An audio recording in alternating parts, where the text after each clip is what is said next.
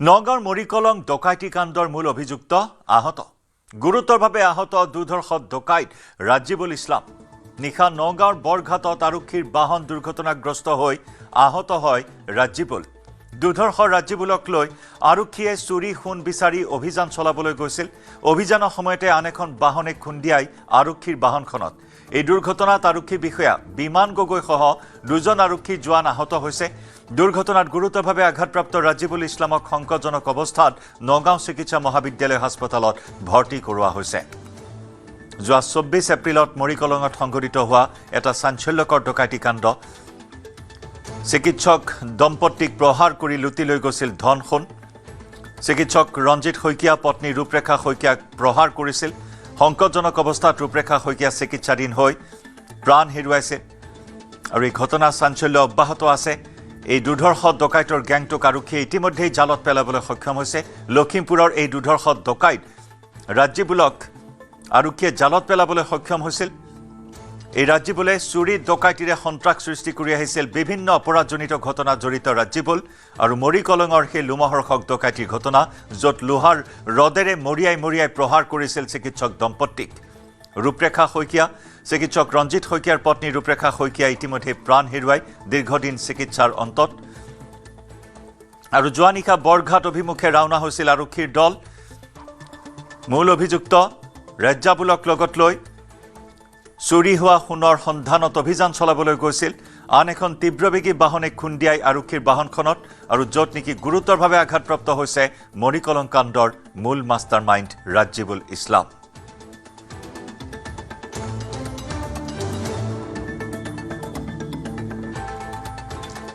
আমি শেহতীয়া খবৰ লাভ কৰিবলৈ সংযুক্ত হৈছো আমাৰ সতীৰ্থ জ্যেষ্ঠ সাংবাদিক নীলোৎপল বৰাৰ সৈতে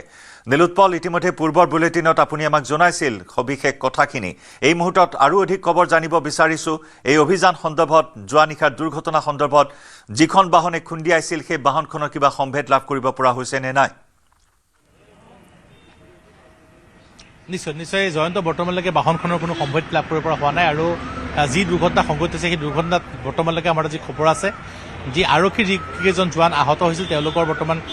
স্বাস্থ্যৰ অৱস্থা সুস্থিৰ কিন্তু ৰাজিবুল ইছলামৰ দুয়োখন ভৰি আৰু এখন হাত চিৰদিনৰ বাবে নষ্ট হৈছে কিন্তু মই পুনৰ এটা কথা ক'ম আমি বৰ্তমান উপস্থিত আছোঁ চিকিৎসক ডাক্তৰ ৰঞ্জিত শইকীয়াৰ ঘৰত যিগৰাকী চিকিৎসক আমি কৈছোঁ যে তেওঁ ইতিমধ্যে তেওঁৰ পত্নীৰ যি এই ভয়ংকৰ দুৰ্ঘটনাত তেওঁৰ মৃত্যু হৈছিলে কিন্তু মোৰ লগত চিকিৎসক ডক্টৰ ৰঞ্জিত শইকীয়া আছে ৰঞ্জিত শইকীয়া ডাঙৰীয়াৰ সৈতে আমি আজিৰ পৰা দুদিন পূৰ্বে এটা নিউজ 18ত আমি এটা বিশেষ বাতৰি সম্প্ৰচাৰ কৰিছিলোঁ সেই সময়তো তেওঁ কৈছিল যে চৰম শাস্তি হ'ব লাগে কিন্তু হয়তো যি এক ভয়ংকৰ যি অপৰাধ কৰিছিলে যি এগৰাকী নিৰপৰাধী মহিলাক হত্যা কৰিলে এগৰাকী মাতৃক হত্যা কৰিলে আপোনাক পত্নীহাৰা কৰিলে সেই পাপে হয়তো এইকেইটা ডকাইতক চুইছে যাৰ বাবে আজি মই বহুত সুখী মই আপোনালোকৰ মুখৰ পৰাহে এতিয়া গম পাইছোঁ এতিয়ালৈকে মই মোবাইলত নিউজে চোৱা নাই মই খোৱাৰ পৰা উঠাৰ পিছৰ পৰাই মানে গম পাইছোঁ যে আপোনালোকো আহিছে এতিয়া যে ভগৱান আছে পৃথিৱীটো উচিত শাস্তি যেনেধৰণে মই বিচাৰিছিলোঁ তেনেধৰণে দিছে যিখন হাতেৰে মৰিয়াইছিলে সেই হাতখন ইতিমধ্যে একেবাৰে নষ্ট হৈ গৈছে এই নষ্ট হৈ গৈছে নেকি একেবাৰে নষ্ট হৈ গৈছে দুৰ্ঘটনাত সেইটো আৰু ভাল খবৰ দুয়োখন ভৰি নষ্ট হৈছে চিৰদিনলৈ আৰু কেতিয়াও ৰাজিবুলে খোজকাঢ়িব নোৱাৰিব দুৰ্ঘটনাৰ ফলত এটা ভয়ংকৰ দুৰ্ঘটনা চিৰদিনৰ বাবে দুয়োখন ভৰি আৰু এখন হাত হেৰুৱালে কি ক'ব আপুনি মোক ক'বলৈ ভাষা নাই ভগৱানক দিছোঁ আৰু ভগৱানে ন্যায়টো দিছে মই সেইটোৱেই কামনা কৰিছিলোঁ আৰু সেই মৰ্মে গোটেইখিনি হৈছে মই ভগৱানৰ ওচৰত এটাই প্ৰাৰ্থনা কৰিছিলোঁ প্ৰভু মোৰ তিৰোতাজনীয়ে সদায় তাই কেতিয়াও কোনো বেয়া কাম কৰা নাছিলে কোনো বেয়া কাকো মানে আপোনাৰ মই ভাষা নাই মানে তাই কেনেকুৱা টাইপৰ আছিলে আপোনালোকৰ ওচৰ চুবুৰীয়া অমায়িক মহিলা আছিলে সামাজিক মহিলা আছিলে একদম সকলোৰে লগত মাত কথা বহুত ভাল আছিলে তাই কিন্তু নিয়তে লৈ গুচি গ'ল তাইক কিন্তু কি কৰিম আৰু কিন্তু মই আজি এটা নিউজ এইমাত্ৰ আপোনালোকৰ মুখৰ পৰা গম পাই পেলাই মই বহুত শান্তি পাইছোঁ যে কাৰোবাৰ এনেকুৱা এটা হৈছে সেইটোৱে মোৰ শান্তি লাগিছে আৰু ন্যায় পাব বুলি মই সেইটো জানো ন্যায় পাব কাৰণ ভগৱানে পৃথিৱীত নাইকিয়া নহয়তো ভগৱান আছে আপুনি হয়তো নাজানে আজিৰ পৰা 4 মাহ পূৰ্বে আৰু এগৰাকী চিকিৎসক একেই ষ্টাইলত ডকাইতি হৈছিলে নগদ সেই সময়তো ৰাজীবুল আছিলে আৰু সেই সময়ছোৱাত ৰাজীবুল আছিলে ৰাজীবুলে সেইগৰাকী চিকিৎসকৰ পত্নী আৰু চিকিৎসককো মাৰপিট কৰিছিলে আৰু তাৰপিছত হস্পিটেলত ভৰ্তি হ'ব লগা হৈছিলে কিন্তু যেতিয়া আপোনাৰ ডকাইতিৰ গোচৰত ৰাজীবুল গ্ৰেপ্তাৰ হৈছিলে টেলিভিশ্যন ৰাজীৱৰ ফটো দেখি সেইগৰাকী মহিলাও ইতিমধ্যে থানালৈ দৌৰি আহিছে কৈছে যে ইয়ে আমাক বেয়াকৈ মাৰধৰ কৰিছে গতিকে এইবোৰ ইমান নৃশংস ইমান অসভ্য ডকাইত ইমান নৃশংস যাৰ যি লুটপাট কৰাৰ পিছত মানুহক মাৰপিটো কৰি থৈ যায় ইহঁতৰ অৱস্থা আৰু বেয়া হ'ব লাগে একদম নিশ্চয় ন্যায় পাব লাগে চবেই আৰু মই এটাই ভগৱানৰ ওচৰত সদায় প্ৰাৰ্থনা কৰি আছোঁ যে মোক ন্যায় দিয়ক প্ৰভু আৰু মোৰ দেউতাজনী সৎস্থানত যাওক তাই বহুত ভাল আছিলে মোৰ লগত 10 বছৰ যুগ্ম জীৱন হেৰি কৰিলে কিন্তু মই মানে এইটোতে সুখী আজি মানে মোৰ বিৰাট ভাল লাগিছে অন্য কথা একো নাই তাই আজি ন্যায়টো পাইছে বুলি মই ভাবিছোঁ আৰু সেই ৰাজীবুলে আপোনাৰ পত্নীক মৰিয়াইছিলে তাৰ নাল দি পেলাই ৰদ দি পেলাই মৰিয়াইছিলে সেইটো ৰাজীবুল আছিলে কোন আছিলে মই একচুৱেলি ক'ব নোৱাৰিম আপুনি থানালৈ গৈছে আৰক্ষীয়ে কোৱা মতে নহয় মই থানালৈ তেনেকেতো যোৱা হোৱা নাই পত্নীৰ বিয়োগ হৈছে গতিকে আপুনি যাব যাব পৰা নাই আপুনিও আঘাত পাইছিলে মূৰত বা গোটেই হেড ইঞ্চুৰি মোৰ আজি কেইদিন হৈছে আজি আপোনাৰ হেৰিদিন হ'ল আজি 7 দিন আইনে সময় লগালেও ভগৱানে কিন্তু আপোনাক আজি ন্যায় দিছে মই সেইটো কাৰণে মানে মই মুখৰ পৰা মোৰ মানে হাঁহি অকণমান ওলাইছে হাঁহি বিৰিঙিছে আৰু মই বিশ্বাস যে পৃথিৱীত ভগৱান নথকাত নহয় আৰু ভগৱানে ন্যায় দিবই মোৰ দেউতাক আৰু তাই বহুত মৰমীয়াল দেউতা আছিলে চবকে দুখত দুখী সুখত সুখী মানে মই আপোনাক বুজাব নোৱাৰিম তাইক মই সদায় নিগনিছোঁ বুলি কৈছিলোঁ টকা দুশ তাইক লাগি সেয়া নিজৰ কাৰণেও খৰচ নকৰে এই ঘৰৰ চাৰ ভাতিব চাৰ তাইক 10টাকৈ পেলাই হেৰি লাগে চাৰ্ফ এক্সেল আৰু 100 টকা তাই ৰাখে এই বিয়ানীকেইজনীক দিবৰ কাৰণে মই জানো আৰু সেইটো তাই হেৰি কৰে কিমানজনীয়া ডকাইত আছিলে আপোনাৰ মই অলৰেডি কৈছোঁ 7-8জনীয়া বুলি সেইটোতো মই আগৰ পৰাই চিঞৰি আছোঁ 7-8জনীয়া ডকাইত আৰু বাহিৰত হয়তো আৰু থাকিব প্ৰায় ড'ন প্ৰথমৰ পৰা আপোনালোকক মাৰিবলৈ উদ্যত হৈ আছিল একদম একদম চবেই দা এনেকৈ লৈ লৈ আহিছে এনেকৈ মানে চাউথ ইণ্ডিয়ান মুভিৰ যিটো ষ্টাইল লাইক ডেট নিজৰ প্ৰৱেশ তেনেকেই কৰিছে তেনেকেই কৰিছে আৰু মোৰ মিছেছে দেখাৰ লগে লগে তাইতো চিঞৰ দিলে না চিঞৰাৰ লগে লগে মোকোত ষ্ট্ৰেংগুলেশ্যন কৰিছে টাৱেল দি পেলাই প্ৰথম আপোনাক এটেক কৰিছে প্ৰথম মোক এটেক কৰিছে তাইকো লগে লগে কৰিছে আৰু তাইকো দুটামাৰ মাৰোতেই চেঞ্চলেছ হৈ গৈছে সেইখিনি আৰু বৰ্তমান আপোনাক সন্মানিত ডেফিনেটলি মইতো আপুনি যেতিয়া ওলাইছে তেতিয়া আপুনিও যথেষ্ট অচেতন অৱস্থাত অচেতন অৱস্থাত কি আৰু আপুনি ৰুজু বুলি আপোনালোকে হয়তো মোৰ ফটো যদি দেখিছে আপোনালোকে গম পাব আপুনি মানে মোৰ এনেকুৱা এটা অৱস্থা হৈছে ফেনখন অফ কৰোঁ এনেকুৱা এটা অৱস্থা হৈছে মই বোলো মই যদি কিবা এটা নকৰোঁ কোনে কৰিব কাৰণ সেইটো এটা ভয়ানক সময় পুৱতি নিশা তেনেকুৱা সময়ত মই যদি নিজে কিবা এটা নকৰোঁ কেনেকৈ হ'ব সেই বুলি মই বিচনাখনৰ পৰা মই উঠিছোঁ উঠাৰ লগে লগে ধম খাই আকৌ পৰিছোঁ কাৰণ ইমানেই মোৰ ৰক্তক্ষৰণ হৈছিল তাৰপিছত আৰু ৰক্তক্ষৰণখিনি মই ডাইৰেক্ট এটা কথাই কৈছোঁ ওচৰ চুবুৰীয়া সহায় বিচাৰি পেলাই যেতিয়া গ'লোঁ বা তেওঁলোকো আহিলে লগে লগে তেওঁলোকে মোক লৈ গৈছে মই বোলো মোৰ মিছেছ ঠিকে আছে নে নাই বোলে ঠিকে আছে তাই মই বোলো ঠিক আছে তেতিয়াহ'লে মোক 24/7 আমাৰ নগাঁও ভোগেশ্বৰ ভূকৰণী তালৈ লৈ যাওক আৰু মোৰ মিছেছক লগে লগে লৈ আহক কাৰণ মইতো সেইখিনিতো কৰিবই লাগিব ন মই নকৰিলে আৰু কোনে কৰিব চ' মই সেইধৰণে 24/7 আমাৰ চিকিৎসালয়লৈ গ'লোঁ আৰু সেইধৰণে চিকিৎসাও পাইছোঁ ডক্টৰো আছিলে চিকে ৰয় ছাৰহঁত আছিলে লগে লগে মোক দেখিতো প্ৰথমতে মোক ধৰিবই পৰা নাছিলে চিকে ছাৰে তাৰপিছতে দেখিছে এইটো দেখোন আমাৰ ৰঞ্জিত তাৰপিছত আৰু ছাৰহঁতে পৰা বোলো মোক পটাপট চিলনি মাৰক আৰু মোৰ মিছেছক লৈ আহিবলৈ কওক মোৰ ভাইটি দুটাও গৈছিলে চব সিহঁতে একদম বয়ককো লৈ গ'ল আৰু তাৰপিছত মই গম পালোঁ যে তাইক চিটি স্কেনৰ কাৰণে মানে পঠাইছে তাইৰ কণ্ডিশ্যনটো বেছি বেয়া হৈ গৈছে মই বোলো তেতিয়াহ'লে এটা কাম কৰক মোক ইমিডিয়েটলি জাষ্ট ব্লিডিং পইণ্টকেইটা বন্ধ কৰক ব্লিডিং পইণ্টখিনি বন্ধ হ'লে মোটামুটি মই গুৱাহাটী পাই যাম ময়ো যে জীয়াই থাকিম মই সেইটো কথা ভবা নাই মানে মোৰ ইমানেই বেয়াকৈ প্ৰহাৰ কৰিছে আৰু সেই মৰ্মে মই গ'লোঁ আমাৰ NMC হস্পিটেললৈ তাৰপিছত চিটি স্কেনখন কৰিলে মই ডাইৰেক্ট ডক্টৰক এটা কথাই কৈছোঁ যে ডক্টৰ চাহেব মোক হেৰি কৰক যেনে ৰেফাৰ কৰি দিয়ক যিহেতু এনেকুৱা এটা পৰিস্থিতি হৈছে আৰু সেইটো মৰ্মে ডক্টৰেও প্ৰিলিমিনাৰী ট্ৰিটমেণ্টখিনি দি পেলাই যিখিনি কৰিব লাগে কৰিছে মৰিকলম আৰক্ষী চকীৰ পৰাটো আপোনাৰ ঘৰ বেছি দূৰত নহয় একেবাৰে ওচৰত সেইটো বিজেপি অফিচ দেখোন আপোনালোকে দেখিয়ে আছে নগাঁও আৰক্ষীৰ যিটো তদন্ত ভূমিকা কি ক'ব মই ধন্যবাদ জ্ঞাপন কৰিছোঁ এটা কথাতে যে আৰক্ষীয়ে তীব্ৰ মানে তাৰে ক্ষিপ্ৰভাৱেৰে আপোনাৰ ইমানখিনি গ্ৰেপ্তাৰ যে কৰিছে বা মানুহক যে চিনি যে উলিয়াইছে এইটো কিন্তু মানে বিৰাটেই সাফল্য বুলি ভাবোঁ। ঘটনা হোৱা 13 ঘণ্টাৰ পিছতে প্ৰথম ধৰিছিলে উমৰ আলী আৰু মই এটা ইয়াক কিন্তু মই কৈ আছোঁ মিণ্টু হুছেইনক কিন্তু উচিত শাস্তি পাব লাগে মিণ্টু হুছেইনে, কাৰণ সিয়ে গোটেই মানুহখিনিক মাতি অনা মানুহটো হৈছে মিণ্টু সি মাষ্টাৰ মাইণ্ড আৰু সিয়েই চবকে খবৰ দিছিলে তোৰ জীৱন মনি যাব অমুক হ'ব তমুক হ'ব।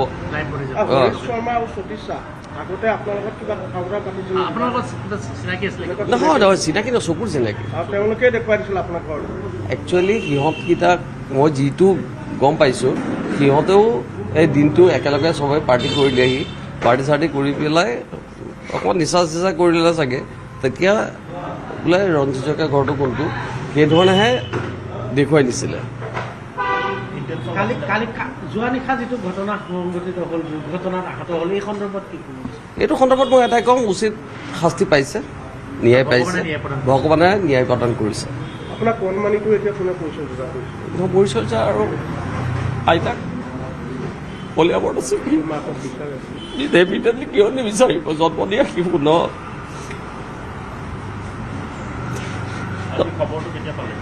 আজি খবৰটো অলপ আগত মই আপোনালোকৰ মুখেদিহে শুনিছোঁ যে এনেকুৱা এটা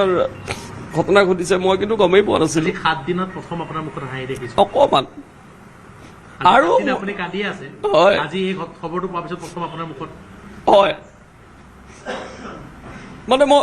উচিত বিচাৰ যে হ'ব মই সেইটো মানে মোৰ বিশ্বাস আছে আৰু ভগৱানৰ ওচৰত মই সেইটোৱে প্ৰাৰ্থনা কৰি আছিলোঁ এই 7 দিন যে প্ৰভু মোক ন্যায়টো দিয়া আৰু মোৰ মৃতকৰ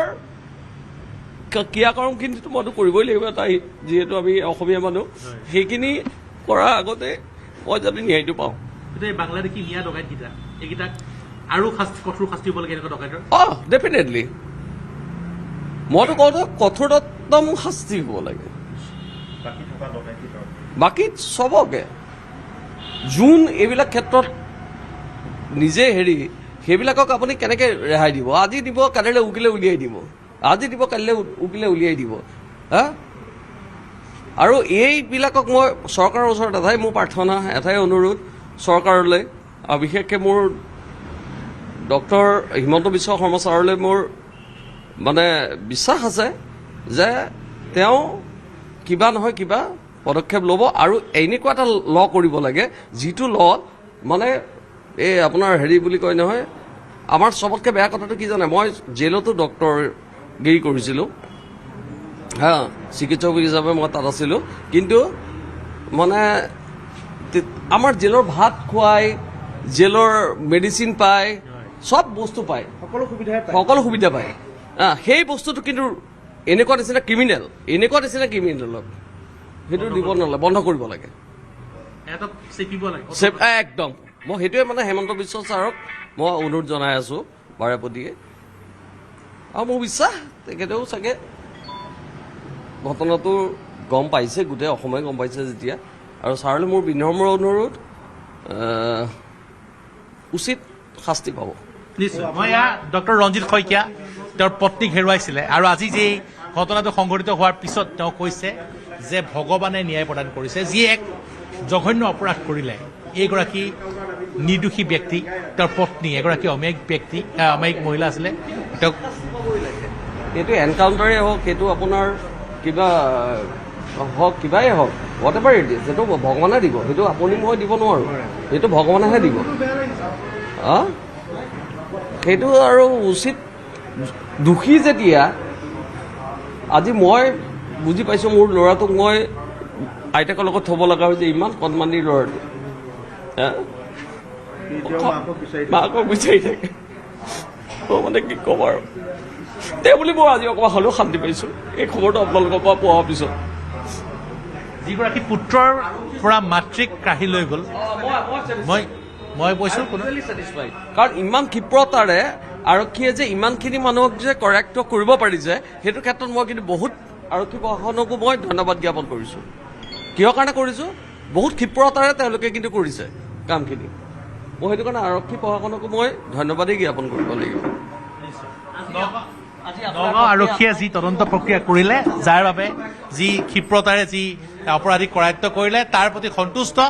আৰু লগতে তেওঁ কৈছে যে ভগৱানে ন্যায় প্ৰদান কৰিছে। যি ৰাজীবুল হতৰ দৰে অপৰাধীয়ে যি আজি শাস্তি পাইছে, যি দুৰ্ঘটনাৰ ফলত যি আঘাতপ্ৰাপ্ত হৈছে, সেয়া ভগৱানে কৰা ন্যায় বুলি কৈছে ডক্টৰ ৰঞ্জিত শইকীয়া। আৰু ডক্টৰ ৰঞ্জিত শইকীয়া আমি এসপ্তাহ দেখুৱাইছিলে এগৰাকী ব্যক্তি কান্দি আছিলে, কিন্তু আজি দেখিবলৈ পোৱা গৈছে যে তেওঁৰ মুখত এটা হাঁহি বিৰিঙিছে, যে যি তেওঁৰ পত্নীক হত্যা কৰিছিলে সেইকেইগৰাকীক ইতিমধ্যে নগাঁও আৰক্ষীয়ে বৰ্তমান আজি যোৱা নিশা অভিযান চলাবলৈ যাওঁতে যি এক ভয়ংকৰ দুৰ্ঘটনা হ'ল, যাৰ ফলত নগাঁও আৰক্ষীৰ 3জন জোৱানৰ লগতে এগৰাকী আহত হৈছে। কিন্তু ডক্টৰ ৰঞ্জিত শইকীয়াই কৈছে যে এয়া ন্যায়, এয়া ভগৱানৰ ন্যায়, আৰু তেওঁ এই কথা তেওঁ লগতে নগাঁও আৰক্ষীৰ ভূমিকাকো প্ৰশংসা কৰিছে। জয়ন্ত। নিশ্চয় নীলোৎপল, কিন্তু সমান্তৰালকৈ নিৰাপত্তাক লৈ কি ক'ব বিচাৰিব চিকিৎসকগৰাকীয়ে? যদিও বা এই সময়খিনি তেওঁক প্ৰশ্ন কৰাৰ সময় নহয়, তথাপিও নিৰাপত্তাৰ বিষয়টো জড়িত হৈ পৰিছে। এগৰাকী